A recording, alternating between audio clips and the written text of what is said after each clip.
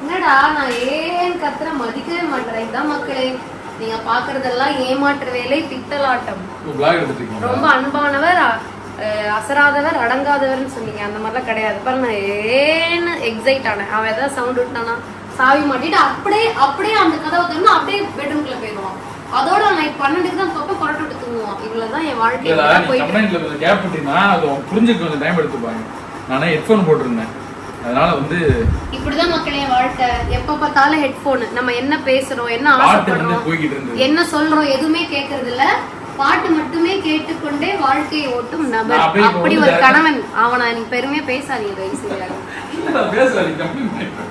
கமெண்ட்ல எல்லாரும் இப்படி ஒருத்தர் கிடைக்க லக்கியா. இப்படி நம்ம பாட்டு கேட்டுட்டு பொண்டாட்டி என்ன சொல்றா, என்ன ஆசைப்படுறான்னு காதுல வாங்காத இவனால நான் லக்கியா?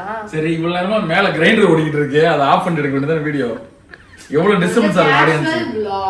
கேஷுவல் vlogனா இந்த இறைச்சலோட பாத்தீங்களா, உள்ள வந்தானே கம்ப்ளைண்ட் பண்றான், குறை சொல்றான். ஏன் நீ ஃபேன் ஆஃப் பண்ணல, ஏன் நீ இத பண்ணல, ஏன் நீ அத பண்ணல. இதுதான் என் வாழ்க்கை. இது தெரியாம எல்லாம் அவனுக்கு சப்போர்ட் பண்றீங்க. இல்ல அப்படியே இந்த ஃபேன் சொன்ன என்ன இப்ப பண்ணிருச்சு.